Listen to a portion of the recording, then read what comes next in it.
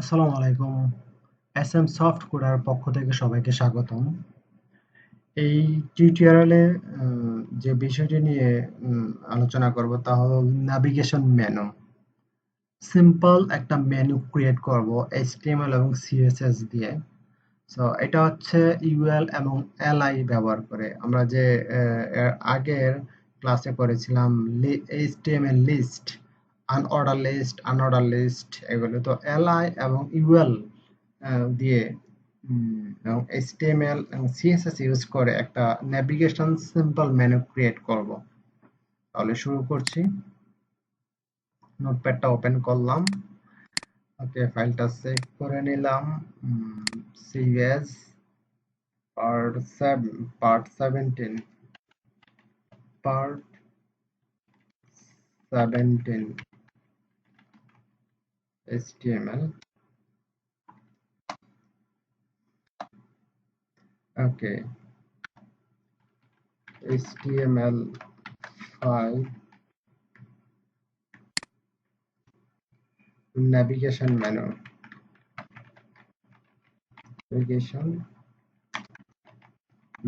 ওকে। তাহলে H2 use করে heading 2 use করে একটা টাইটেল দেই, নেভিগেশন মেনু। ওকে,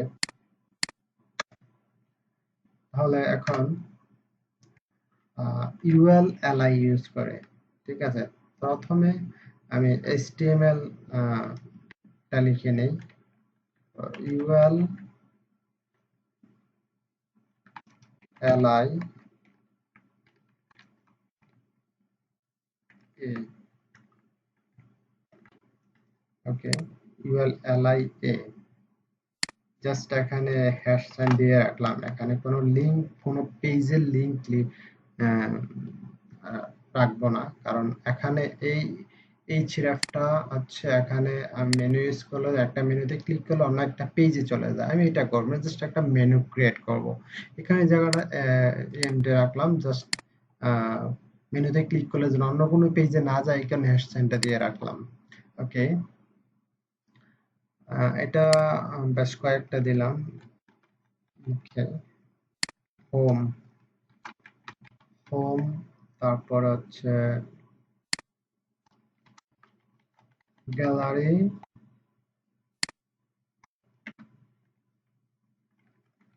প্রোডাক্ট, পরে দিলাম অ্যাবাউট, কন্টাক্ট, আস। ওকে, এতটুকু। হ্যাঁ, এবার দেখি কি হয়েছে। কন্ট্রোল এস দিয়ে সেভ করলাম। ওকে, 17 নাম্বার। এই হলো একটা আনঅর্ডার লিস্ট, একটা মেনু। ঠিক আছে, আনঅর্ডার আইটেম বলা যায়, আনঅর্ডার লিস্ট। ওকে, এটাকে আমি একটা হরিজন্টাল মেনু ক্রিয়েট করব। তাহলে আমার যেতে হবে হেডের মধ্যে CSS টা লিখব। তাহলে CSS কোড লিখতে গেলে হেডের মধ্যে প্রথমে লিখতে হবে স্টাইল EDS। ওকে, আমি শর্টকাট কি ইউজ করে এই যে একটু লিখছি, তার অনেকগুলো চলে আসছে কন্ট্রোল ই প্রেস করার পর। আপনারা এটা ইউজ করবেন না, যেহেতু আপনারা নতুন। যারা নতুন আছেন তারা দেখে দেখে কোডগুলা লিখবেন। ওকে, তাহলে এখন আমাদের এটা এখানে অনেক কিছু বোঝার আছে। এখন আমরা কি করব, যে ইউএল, এই যে ইউএল এলআই এ, এই তিনটা জিনিস আমরা কল করব স্টেপ বাই স্টেপ। তাহলে প্রথমে করলাম ইউএল। ওকে, প্যাকেট শুরু এবং শেষ করলাম। এখানে দিতে পারি, দিলাম লিস্ট স্টাইল টাইপ নান, যে এলএস লিস্ট স্টাইল টাইপ নান। এটার অর্থ হচ্ছে যে কন্ট্রোল সেট করলাম, যে বুলেট সাইন গুলো চলে যাবে। ঠিক আছে, এই দেখছেন চলে গেছে। লিস্ট, যে লিস্টে একটা স্টাইল ছিল, একটা নান করে দিলাম। এরপর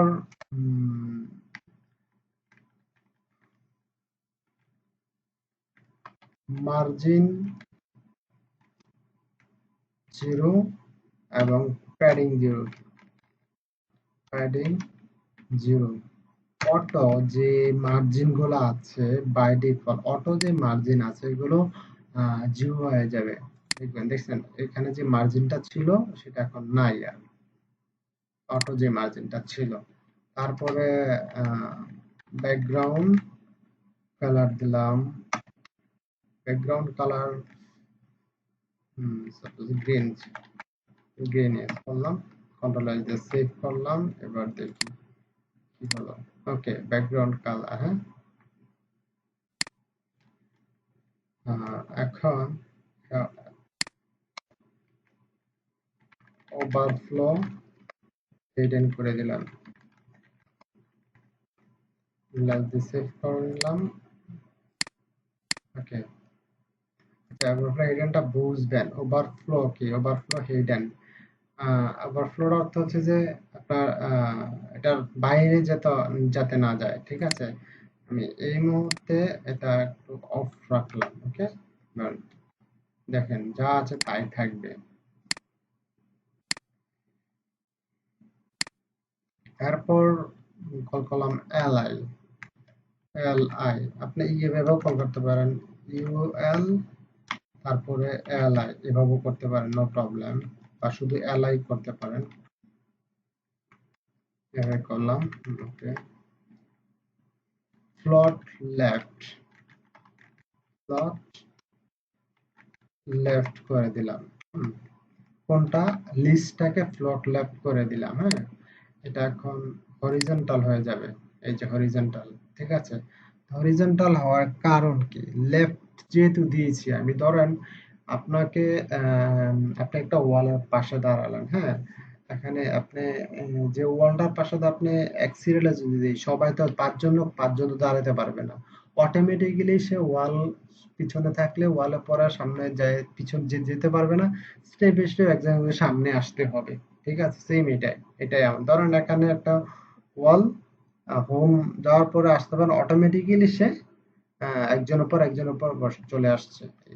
এবার ও দেখেন কালারটা কই গেল। এখন ওভারফ্লো হেডেন দেখেন, ওভারফ্লো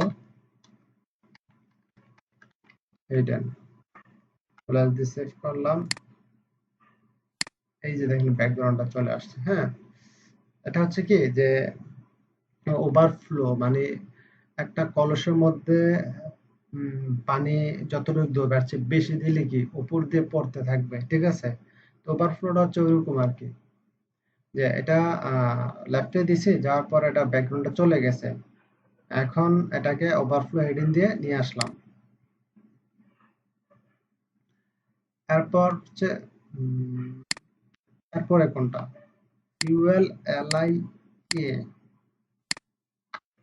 ইউএল এলআই এ। ওকে,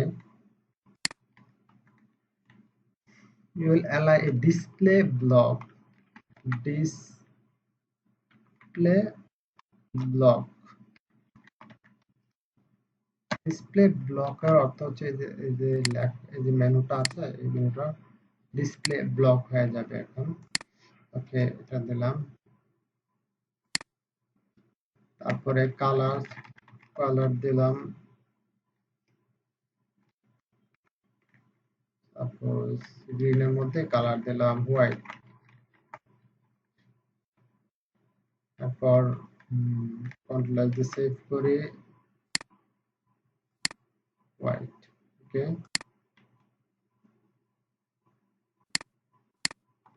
তারপর text align centre, text align centre দিয়ে মাঝখানে নেব, সেন্টার সেভ করলাম, মাঝখানে যাবে। আচ্ছা, টেক্সটটা ওকে, টেক্সট অ্যালাইন সেন্টার দিয়ে মাঝখানে। আচ্ছা, তারপরে প্যাডিং, প্যাডিং চতুর্পাশ থেকে প্যাডিং নেবে 20% দিয়ে দিলাম, 20 px চতুর্পাশ থেকে সেটা নেবে। ওকে, চতুর্পাশ থেকে প্যাডিং নিয়েছে, এখান থেকে ডানে বামে এবং উপর নিচ থেকে 20px নিয়েছে। তারপরে টেক্সট ডেকোরেশন নান করে দেই, সেটা হচ্ছে টেক্সট ডেকোরেশন নামটা হচ্ছে যে এই যে আন্ডারলাইনটা চলে যাবে, টেক্সট ডেকোরেশন নান,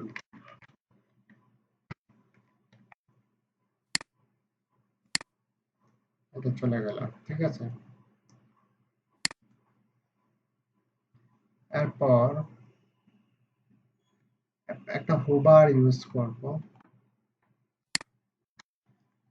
সেম এটাকে কল করলাম, কন্ট্রোল সি কন্ট্রোল ভি, তারপরে কলন এইচ ও ভি আর হোভার। হোভার কি সেটা আমার কার্সরটা নিলে অন্য একটা কালার চলে আসবে, এটা হলো হোভার। ঠিক আছে, হোভার ব্যাকগ্রাউন্ড কালার দিলাম রেড, কন্ট্রোল দিয়ে সেভ করে নিলাম। এবার দেখি, এই যে দেখেন কার্সর নেওয়ার পরে অন্য কালার চলে আসছে। এই হলো একটা সিম্পল নেভিগেশন মেনু। ওকে,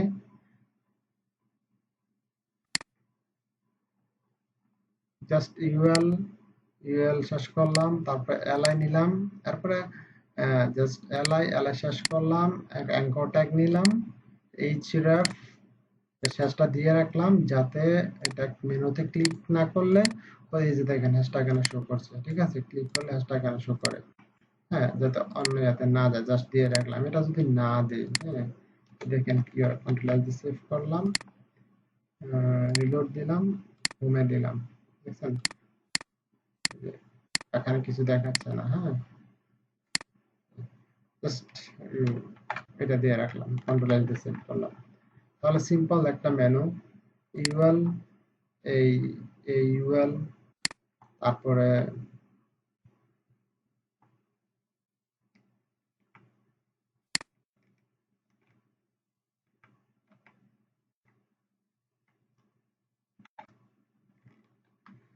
তারপরে ইউএল এলআই, ইউএল এলআই, তারপরে UL LI A, UL LI এ, একটা করলেই সবগুলোতে পেয়ে যায়, কারণ সবগুলোতে সেমই তো আছে। ইউএল তো এই সবগুলোর আন্ডারে, যেহেতু ইউএল সবগুলোর আন্ডারে, এলআই এটাও এলআই, এটা একটা নিলে সবগুলা পেয়ে যায়। এখন আপনি এগুলো সব কেটে দেন, দেখবেন যে হ্যাঁ, ওই একটাই পাবে। দেখছেন একটা মেয়ে দেন আসলাম। এখন আপনি যে কটাই দিতে পারেন, এই যে সেভ করলাম, রিলোড দিলাম। হ্যাঁ, ওকে, এই হচ্ছে নেভিগেশন মেনু। তাহলে এই ভিডিওটি ভালো লাগলে চ্যানেলটা সাবস্ক্রাইব করে রাখবেন, আর একটা পেজ আছে এস এম সাব কোডার নামে, এটা লাইক দিয়ে রাখবেন। Thank you.